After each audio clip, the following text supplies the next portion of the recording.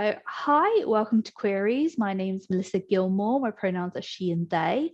I'm a volunteer with Out on an Island, which is an LGBTQ plus or history project from StoneCrabs Theatre, which is based on the Isle of Wight and funded by the National Lottery Heritage Fund. Okay, hi there, my name is ladypat. I'm an artist. Despite the name, my pronouns are he, him. I grew up on the Isle of Wight and I'm presently based on the island. I've been on and off the island actually through my whole life. I'm 50 years old. I've worked out that literally like half that time, 25 years, has been spent on the island. So it's been a lot of toing and froing and living in various communities in different parts of the country and just sort of moving through time and culture really as a gay man, as I think kind of fully formed gay man from a very young age, you know, the identity was there. What do you remember about growing up? In which aspect of growing up? Let's start off by talking perhaps about your family a little bit. What do you remember about your family growing up? Who was in it? Okay, so I'm from quite a large family. There's 5 siblings and we're all from oldest to youngest. We're all within 8 years of each other. So we all live together in Newport. Working class family, not really a lot of money on the table. Certain kind of tensions and dynamics within the family that I won't go into. But on the whole, not so bad, but a pretty sort of challenging time. I do feel like, touch wood, most of my sort of obstacles in life were at the very beginning of my life. And in that period, I was born in 1970, so childhood years, 1970s and 80s, I always sort of see as my, I don't know, the light coming from around the corner of the door, the sort of, the adolescence and sort of seeing a way through through the sort of obstacles and things that were happening around that time. What about your school life? Are there any memories that stand out from that? Ooh, I mean, school life, I did pretty well at school. I did find it in really sort of cloyingly heterosexual. I think this was the problem. I always knew what I was even before I had the word for it. And but culture and society was pretty homophobic in those days. And I don't think that people are intrinsically as homophobic as I may have thought they were. This was something I learned. People aren't intrinsically homophobic or racist or transphobic or sexist, but it's something that happens in the culture, and when it becomes dominant in the culture, it does a lot of sort of stirring things up and creates tensions that aren't really there for most people. People aren't really born with these ingredients, I feel. So I definitely remember 70s as, in terms of sort of gay culture, there was never any sort of celebration of LGBT sexuality. It was always, if it was mentioned at all, it was kind of like a sort of a ridicule thing, or the figure of fun, or something to feel sorry for, or just something a bit freaky.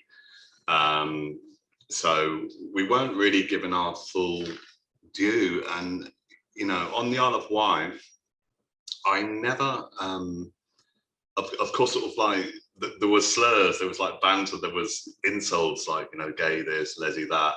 But I never actually met anybody that was gay, or even heard about someone that was gay. I mean, there might be these fictional people you sort of hear about in a sort of scandalous way who are known to be gay, but I didn't know them, unfortunately. I didn't meet them.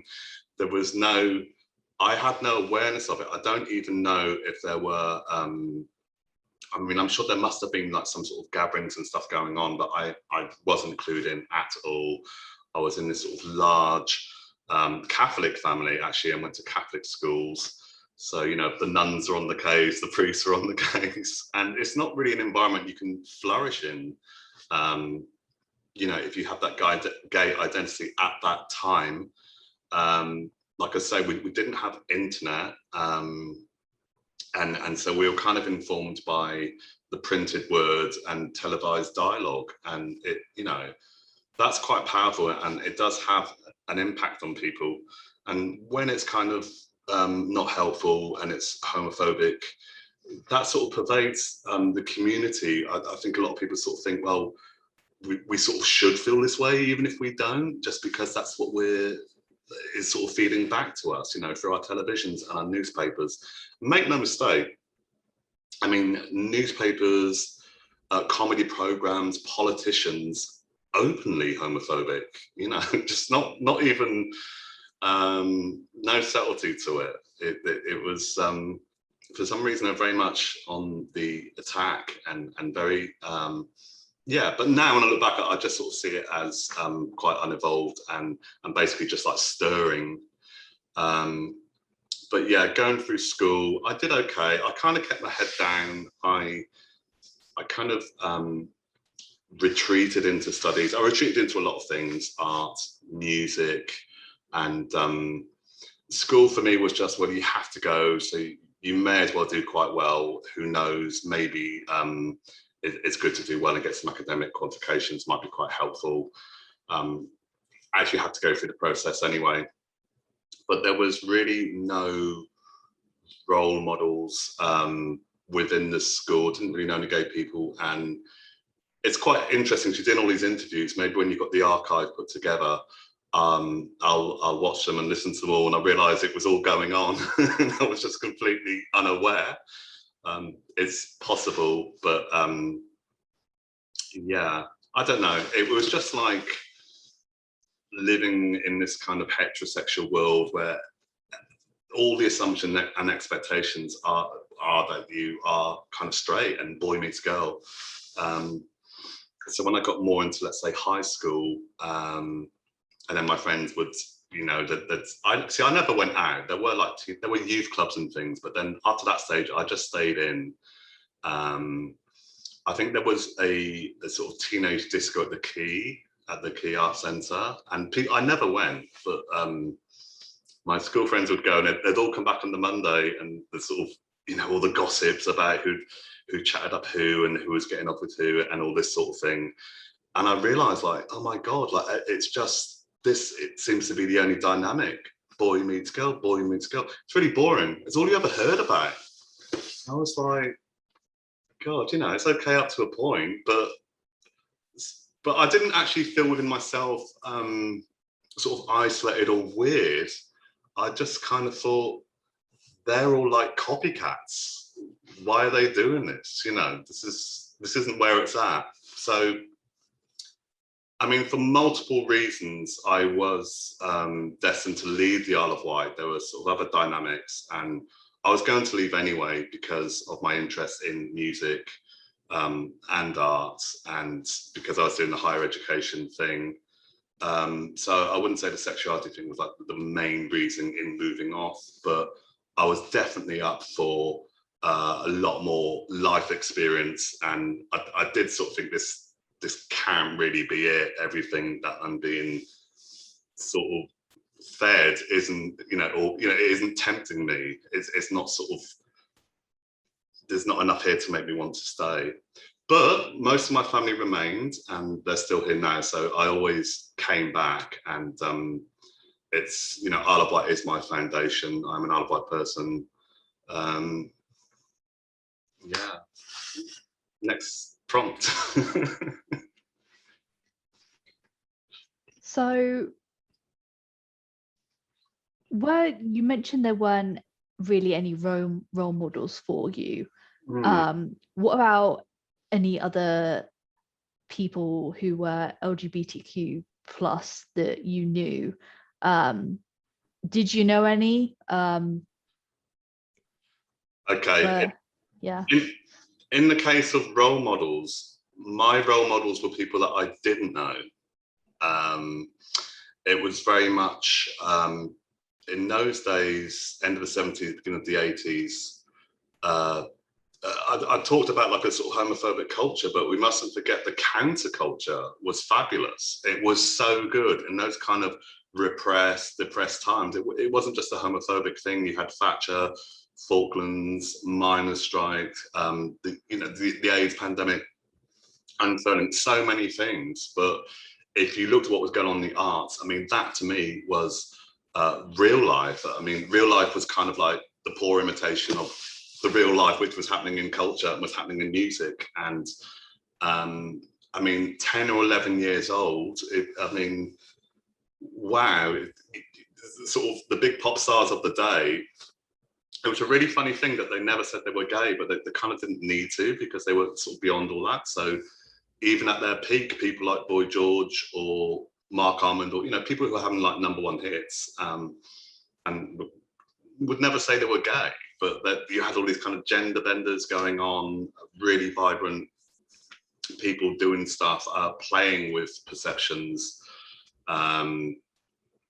It was great, and even, well, not even, but, you know, even the so-called the straight pop stars would be looking amazing, wearing lots of makeup, upending conventions, and just having a really good time. Even like straight stars, we thought George Michael was straight, we thought Morrissey was straight, we thought it was all going on. Like even Freddie Mercury, a lot of people thought, you know, up until his dying day, this was just like a straight man. So it was funny, people couldn't digest people sort of being gay, but it was all going on anyway. I mean, a bit later on, it did open up a bit with things like Frankie Goes to Hollywood and Bronski B, and these were the sort of out gay pop stars and stuff. But I just remember it as a super febrile time, really that whole post-punk era, let's say 79 to 84.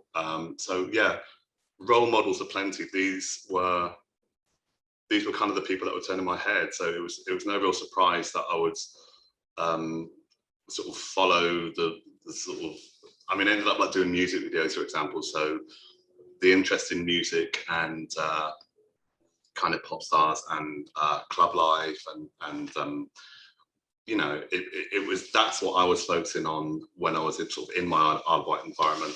In the same way that I guess people today open up their phones and that's the sort of world that they engage in, you know, that's the sort of stimulus, whether it's happening around them physically, geographically, it sort of doesn't really matter.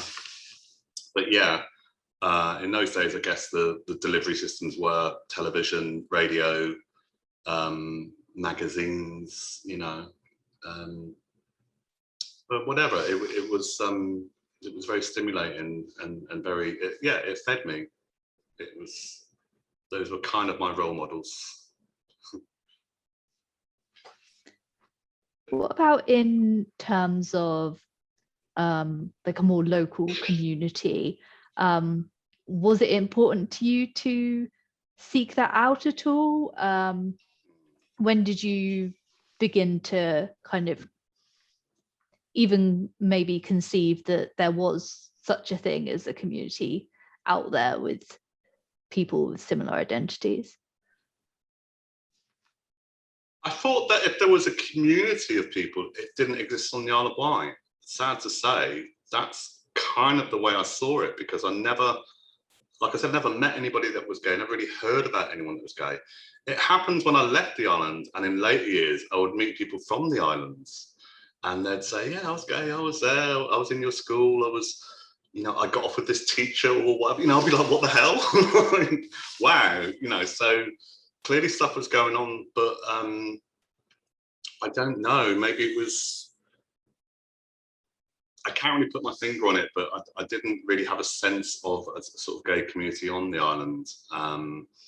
And in terms, I didn't really do anything about my sexuality until I left the island anyway. So I was quite clear to myself that although I was not in any way ashamed of what I wasn't going to sort of cater and give information until I'd actually done something about it, you know what I mean? So I wasn't going to sort of do nothing and take the stick anyway. It wasn't like a sort of a warrior in that way. And I do think people who were being out and being in the community and sticking their head above the parapet in those times, they really were warriors, because the culture wasn't helpful, and it was quite resistant to this sort of thing. But again, I didn't leave the Isle of Wight until I was 18 anyway. So if you're talking about somebody who, after he went to sort of youth club discos in the church hall, didn't really go out anyway until like 18. So, never mind gay communities, I sort of wasn't aware of straight communities. I thought this might be quite a short interview, because there's kind of no gay experience for me growing up in the Isle of Wight. It was just sort of in here. It was just navigating what I was being given and hoping for another experience.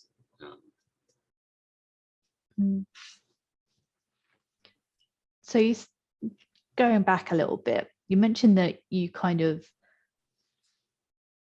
were out to yourself fairly early. You didn't feel shame about it.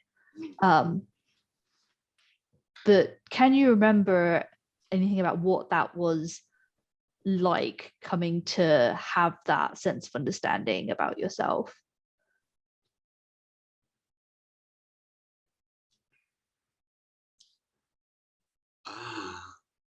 I think as a child, sexuality wasn't the only kind of obstacle to navigate, and there were other things happening which I was navigating quite well. So it gave me a kind of confidence. I remember I was doing really well with my art, even as a child.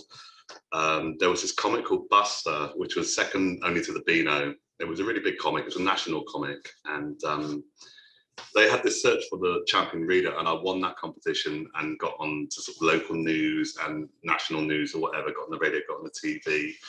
And that was quite good, because I realized even with no resources and not having an arts background or not having any contacts, I could sort of get attention or make something work. Or that definitely must have instilled something in me that, don't give up, like things are possible.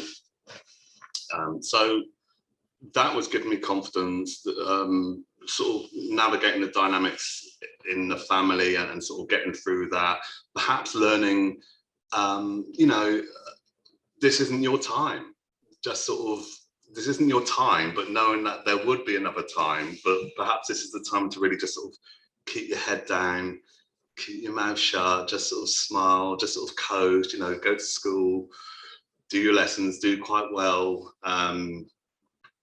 Yeah, so, and when it became apparent that everybody was doing this boy-girl dynamic, or so it seemed, I definitely thought this certainly isn't my time, and I'm just going to continue, to sort of be obsessed with art and music, and those things will carry me through. And one day I'll be as old as all these people that I'm seeing that are dressing up and having fun, and so for me, childhood was really, really serious business. It was, adulthood was more like the childhood. Weird sort of paradox. I also remember as well, this is quite significant, at school when we had the dreaded sex education class, and this was in the Catholic school, and in a really, obviously it was on my mind about my sexuality, because it was sort of, but I didn't know it was kind of contentious, really, sort of in the culture it was. But so I thought, okay, let's just sort of put this out there. So I put up my hand and I'm like, sir, like, why are some people gay? It's like world's worst case of projection ever. Why are some people gay? But his answer was it was like such a buzzkill. He just said, I mean, shall I name him, the teacher? Well, I won't name him, but he just said, we don't really know, but it's you know, we shouldn't be like afraid of these people or like aggressive to them. You know, it's more to sort of feel sorry for them, really. You know, that was the kind of vibe. And I remember thinking, like, you twat, you know. So that was like, I wasn't oppressed by that teacher. I just sort of thought, you're a twat. Like, I'm asking for information, and that's what you're giving me. But at the same time as I asked that question, like, why are some people gay? There was like this deafening wall of laughter, which really made me realise it's probably not really bringing up this subject. Let's sort of, you know, let's sort of slowly back out of the room, kind of, and never mention it again, you know, and just put it down to an experimental question, nothing to do with me really. But you know, it's a funny thing. I remember at school at a time when, because girls sort of develop, they do sort of develop ahead of boys, and there's this weird kind of time where the boys, you know, those who are interested in that boy-girl dynamic, they sort of get tongue-tied. They can't really talk to the girls, and because that was never an issue for me, all my friends were girls, and they were kind of like, you know, the sort of glamorous girls, or the ones that the guys would sort of want to get with wouldn't dare. And I had no problem with that because there was no, that sort of dynamic wasn't there. So I think I managed to, there was no sort of homophobic abuse coming my way. I think people just thought I was a womanizer or something. So a lot of it is, you know, it's perception, and it's what you know, it's what you cultivate, it's what you put out, what you allow people to think. And, you know, I just assumed, without sort of engaging in relationships and sexual activity, people weren't really going to call me out on the sort of gay thing. I don't know if I was sort of camp or effeminate, and, you know, probably not. I mean, at that time, I don't think. I've forgotten what the question was. I think you've answered it Okay. pretty well. Okay. So when you moved off the island, where did you go? Where did you end up? Like the whole thing? Yeah, why not? Okay. God, that's good. Coffee.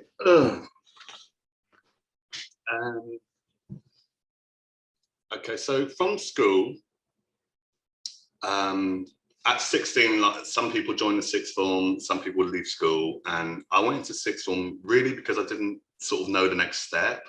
So I was doing okay academically, and it just seemed that most of my friends were going in the sixth form. That's what I'd do. My heart wasn't in it in a big way. And then when it came to the end of sixth form, I guess I was still resisting. I knew that like massive changes were coming, and I didn't really know how to take that step, and I didn't have those role models. So it was a bit difficult. Like, I was always knowing that I had to move on.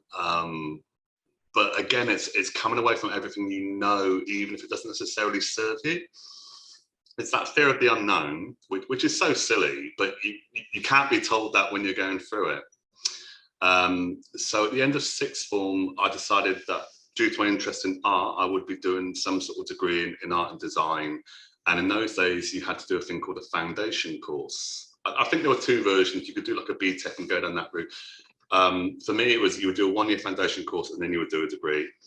So the foundation course was in Portsmouth. So that was really helpful, because if you're gonna take a baby step off the Isle of Wight, you know, good old Portsmouth. So I moved off, shared a flat or two in Southsea, and I did that 1 year in Portsmouth. And this is, yeah, when I started to sort of meet people and have experiences. I don't know if I went to a, whoa. I don't know if I went to out on the gay scene or anything like that in Portsmouth. I don't think I did. I think it was enough that I was going to the college, and for the first time, you know, you could sort of, someone walk in the canteen, you're like, oh, there's a gay person. Wow. You know, and it not being a kind of a notorious sort of thing that like this gay person walked in, it would just be like, no, oh, he's gay, you know, she's a lesbian, whatever. And then I would sort of go to concerts and things. Great time. I mean, Stoke sort of uniformly gets voted worst place to live in the country, and maybe the university gets voted like the worst one, but I just thought it was fantastic. And, you know, I do sort of think in life, in many ways, it's all a play of hormones. So I just think at that time anywhere would have been fantastic for me. There were really great years, so much so that in Stoke, when that degree finished up, again, I didn't have the next sort of step lined up. I was kind of getting out the bath without the bath mat being there, you know, and so I just sort of stayed. And I was there, I stayed another couple of years, but I was kind of sort of drifting. I hadn't really gone into a career, like the helicopter didn't land outside my door when I graduated. So I was like, oh, what the hell, let's just move to Brighton, you know, big gay centre, and let's just have a laugh. And so I was kind of drifting career-wise and stuff. I hadn't capitalised on doing my degree, but I was just in party mode, really. And I think coming from that very kind of monastic upbringing on the Isle of Wight, I did sort of, the pendulum did swing really far the other way to sex, drugs and rock and roll. And I was very interested in exploring that. So I went to Brighton, and the sort of rest of the 90s was kind of like the lost years really for me. And so much partying, but not really celebrating. It was, I look back at it now and I just sort of see it as, I did sort of lose a lot of momentum, I think, by, you know, and I think like the gay, certainly then, and I'm sure now, it can be like really, really hedonistic and time consuming, just partying and exploring, you know, what's on offer. So at the end of that, I had to leave Brighton for various reasons. Went to stay in Bradford for a year, but that's where I got my computer. It's the year 2000, so I got a small inheritance. I got a computer. It was really bizarre because I was also 30 years old. And what I tend to do is when I come up to like a milestone age or event, I'll sort of use that as a springboard to kind of do something. It will energize me, or maybe I'll sort of feel the passing of time or something. I don't know. So I turned 30 in the year 2000, and I got this inheritance. I got this computer, and it was really weird. I was just like, okay, I'm going to call myself ladypat, and I'm going to make pop videos. No one was asking me to. Like, the world didn't need this.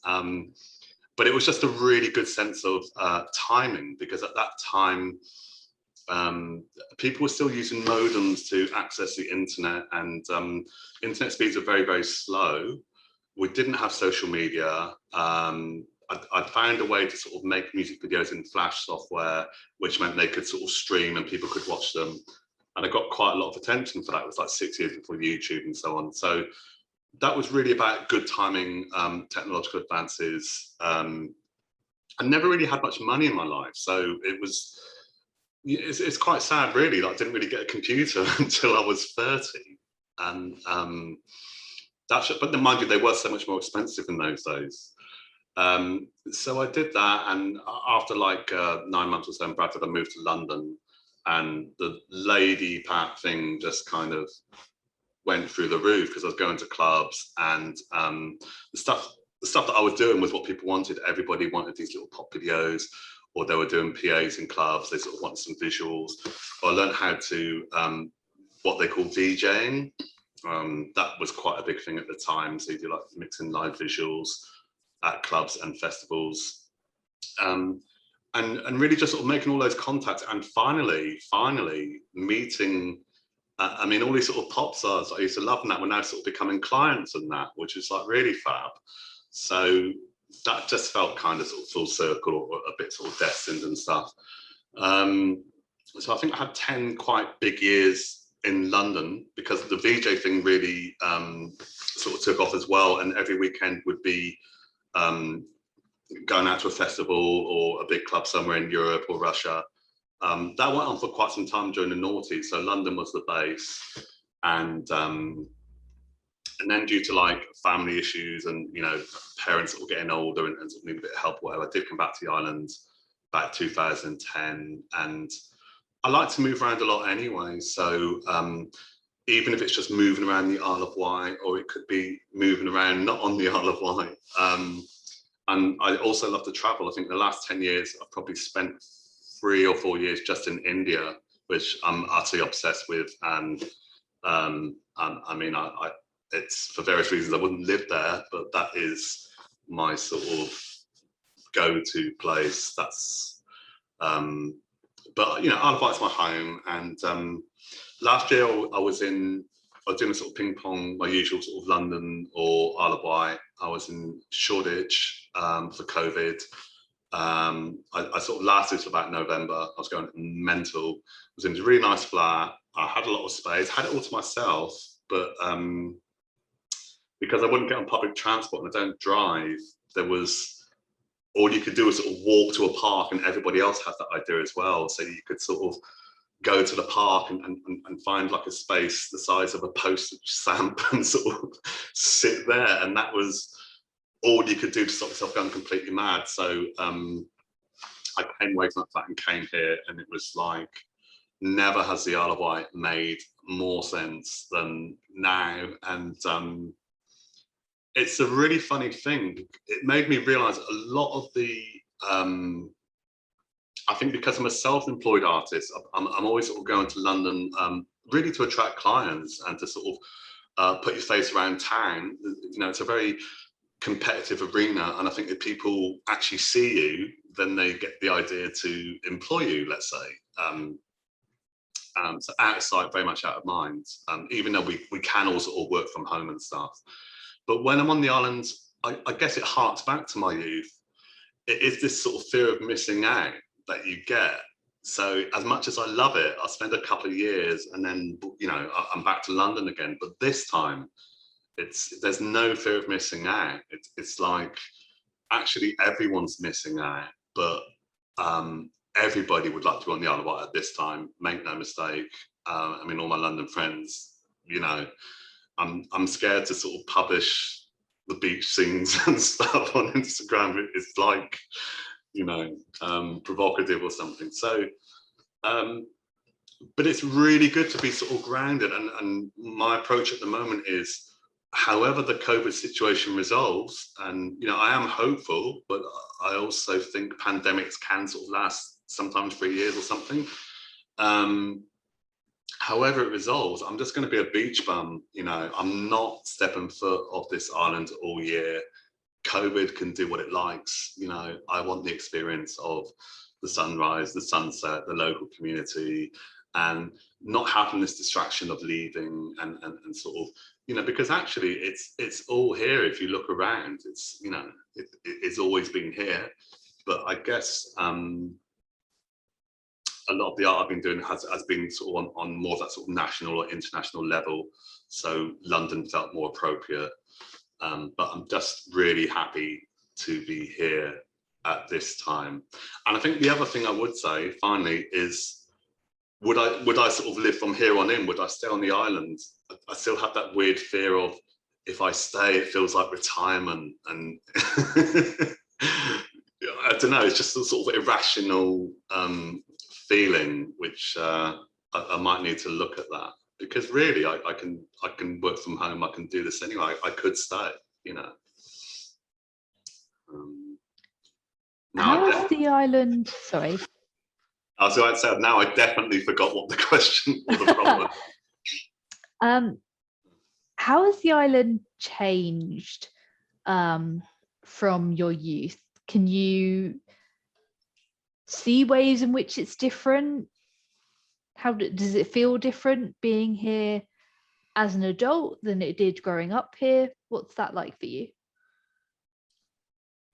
It used to be a bit of an in-joke amongst islanders that, or even a sort of badge of honour maybe, that the Isle of Wight's like 20 years behind the rest of the country. And I don't think you can really say that now with, especially with internet culture, which didn't really sort of take off in a big way till 10 years ago. And, you know, we're not out of touch on the island. We're not, you know, we are up to speed because everybody's up to speed. It's not like we don't know what's going on. It's not like we don't have access when so many resources are online, ways to learn, ways to stimulate, ways to educate, you know, ways to sort of support each other and grow. So then we really have to say, okay, what are the limitations of being on the island now? It's only really, there isn't a bridge, you have to get an expensive ferry, that's about it.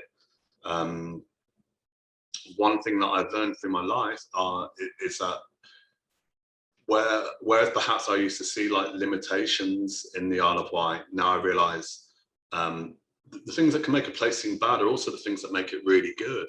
And it's exactly the same for London, actually. So 2 years ago, I was living in a rustic cottage in Shorewell, and I didn't see anyone. I mean, it was like COVID before COVID. Like maybe once a week, I'd get the bus to Costa in Newport. It was like living this sort of COVID lifestyle. And I was thinking, like, this is kind of amazing, really, to get all this time and space, and you never get that in London, you know. I mean, at the same time, you're not going to get like the club scene and stuff going on in Shorewell. So it's whether it's London, whether it's Shorewell, whether it's Shorewell, whether it's Shoreditch, it's the things that make places good are also the things that make them bad. It's just, you look at what's in the cupboard and you make a recipe around it, and you get into, it's the mindset that's important. How you approach what is available and sort of work with that. So in terms of actual changes in the Isle of Wight, I think that's more, no, I just see a general national change in sort of culture and the way we do things in technology, which of course we're part of. Actually, now I think about it, because I used to work at a lot of festivals, it might have been a bit embarrassing to admit you're from the Isle of Wight at one point even. But then after the return of the Isle of Wight Festival and Bestival, when like half the country was coming down, you know, it became like quite a sort of cool thing. And people started to be like quite impressed that you lived on the Isle of Wight and you're so lucky with all these festivals. And no, because a lot of people hadn't really seen it. A lot of people visit the Isle of Wight, they always say, oh, I think I went there once when I was 7. And there the conversation mysteriously peters out. But because of festivals, people were coming as adults, and I think you do see it with different eyes, for sure. Of course you do. So perhaps it was almost becoming over popular at one point. It's quite good that, you know, now I'm thinking it's good at the moment. And I mean, recently I've noticed as well the whole thing about the independent shops and the high street and the chain stores cutting down, and just sort of thinking, you know, the Isle of Wight does have these sort of initiatives and independence and sort of, you know, left of centre businesses and things that it has to offer, which you could never get off the ground in the bigger cities and stuff. Another thing that I've noticed as well, I've met people from the Isle of Wight when I've been living in places like London, and I never knew them on the Isle of Wight. And I'd meet them. At one point, I was in this company that was like an agency for VJs, and at one point there was like 3 of us. They're all from the Isle of Wight, but we didn't know each other on the Isle of Wight. And I'm just thinking, like, what are the chances of that? Either something cosmic's going on here, or, you know, statistically, Isle of Wight people must be like super creative or something. If you're like in this cutting edge VJ agency and 3 people are all from the Isle of Wight, you know. Yeah. What about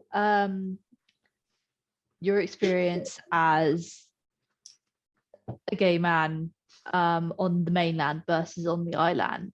On the island? on the island. Elements. Would you say that there are differences in that experience between the two kind of locations?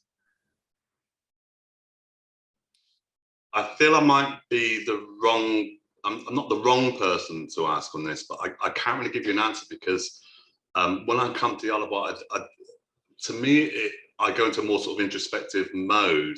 I'm quite a sort of shy, introspective person anyway. When I go to the big city, it's sort of show time, it's extrovert time, it's communication time. But you know, as an artist, you kind of have to sort of dig deep. So I like these sort of these introverted. I like this aspect of the Isle of Wight. You can go into it in a deeply sort of creative way and be more alone through choice and have this sort of space and time and surrounded by nature, of course, and just sort of fill your boots on that. Also, I must say that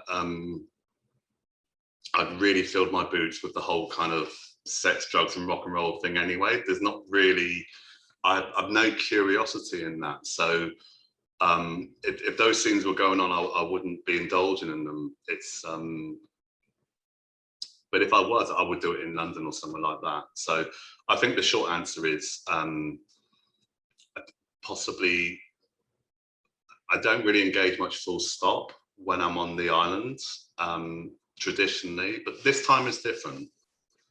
This time is more balanced because I'm here through choice and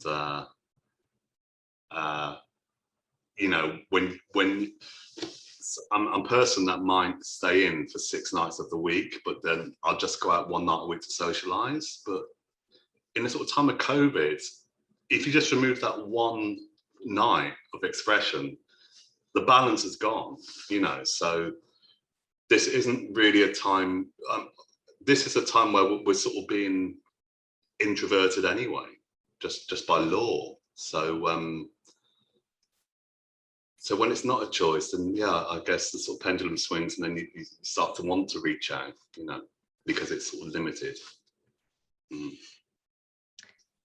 Perhaps it would be easy if I put it like, do you feel like you can be yourself on the island in the same way that you can be yourself on the mainland? Or do you feel like, do you feel accepted on the island?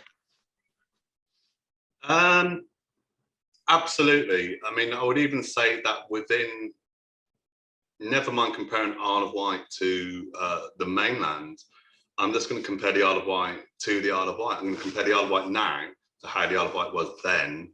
I did not feel accepted then. I did sort of feel keep your sort of head down, and that wouldn't be my choice, you know. I don't feel that now at all. I think what's quite interesting is I think I always had this kind of the sort of homophobia that I internalised or try not to internalise, but was aware of, was this idea of gay people being sort of furtive, sort of sleazy, sort of Twilight World notorious type of people.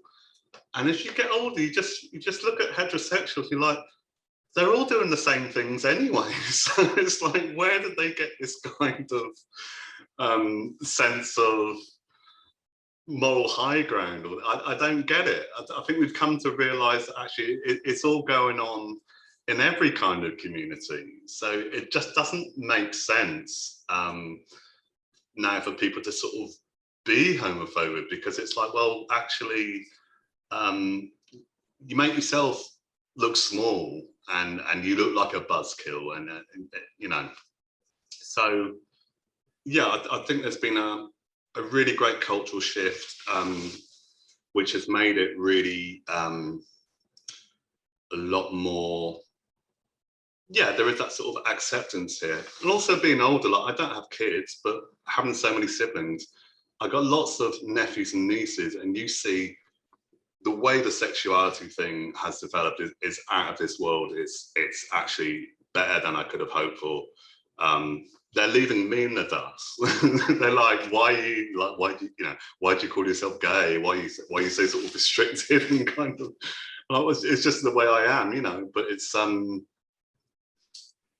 just sort of not an issue. And for the most part, obviously there's no absolutes in life. You're always going to get a snake in the garden, but I think amongst the younger generations, it's kind of, you make yourself look small. And if you have these attitudes, these sort of hateful, divisive attitudes. So I do feel, I don't look for acceptance. It's not a case of I feel accepted, but I do, definitely feel comfortable here, being who I am. As I would on the mainland,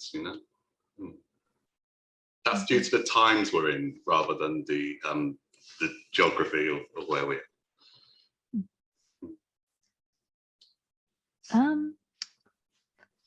So I suppose maybe to round things off,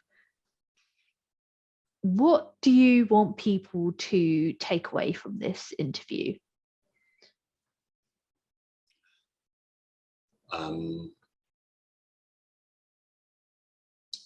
It's a funny thing. I actually don't like to. I don't like to be negative. I don't. It was actually quite a hard time in the 70s and this sort of thing, and it can be sort of difficult looking at it, because you don't really want to acknowledge that it was sort of quite heavy. At the same time, you realise that a lot of it. It's perhaps, without having the sort of role models to sort of counterbalance, then you can sort of think things are worse than they actually are, if you know what I mean.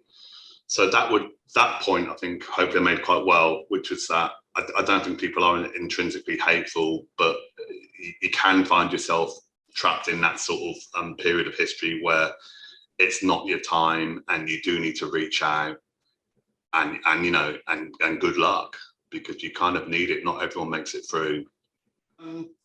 As I said, I don't think people are intrinsically hateful or anything like that, but there is a sort of trickle down effect from culture. As I said, the printed word is powerful, and the televised dialogue also.